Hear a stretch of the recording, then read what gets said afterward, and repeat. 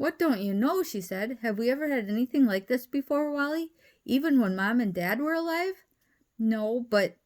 But what? Asked Cheyenne. Well, there are things about the Onts that worry me. Like what? Asked Cheyenne. Like the fact that Dagmar seems to have an extra set of hands, for one thing, said Wally. That's what I was trying to tell you when we got out of the cab. What makes you think she has an extra set of hands? Said Cheyenne.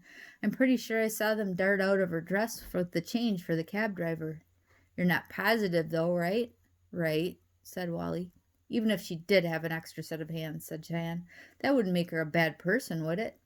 I guess not, said Wally. But there are other things. Like what? Like the way they look, said Wally. The size of their heads. And did you see what Hetty did with the Kleenexes you blew your nose in? She threw them away for me. She put them in her purse, said Wally. Are you sure? I'm positive, Cheyenne. I saw her do it. She put as many as she could in her purse. What does she want with your snotty tissues? I don't know, Wally. I don't know either, said Wally, but it creeps me out.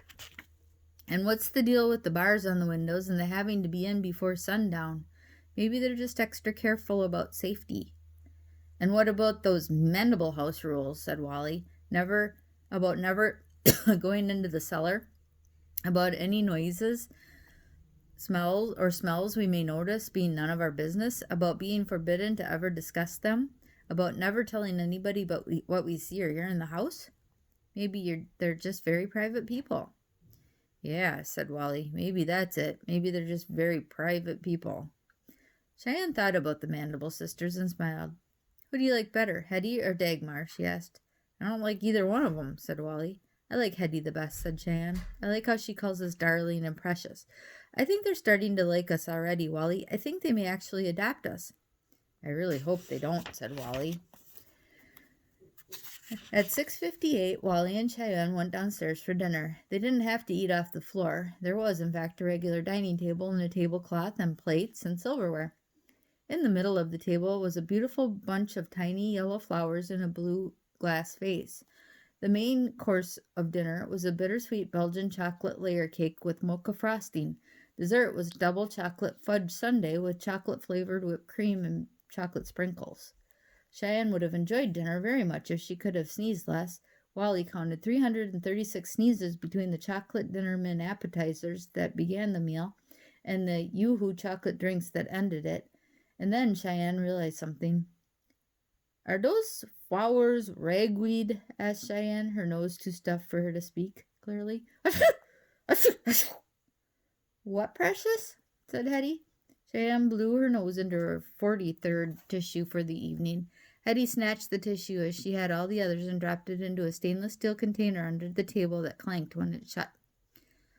I said, are those flowers ragweed? Cheyenne repeated, mopping her nose with tissue number 44. Which flowers, precious? Hetty asked, whisking the tissue out of Cheyenne's hand and slipping it into the airtight stainless steel container. Those, said Cheyenne, pointing to the blue glass vase. Achoo! Hetty and Dagmar looked at the vase of flowers as if seeing it for the first time. My heavens, said Dagmar, frowning. It certainly does look like ragweed. But why would anybody put a bouquet of ragweed on the dining table, knowing how allergic poor Cheyenne is? Yes, said Hetty. That's a question, isn't it? Perhaps, said Dagmar. And I know this sounds far-fetched. Perhaps some truly nasty person snuck in here and left it on the table while we weren't looking. But why would anybody do such a heartless thing? Asked Hetty. That's the end of chapter 5 for tonight for the Onts. And I will see you for chapter 6 tomorrow. Thanks. Bye.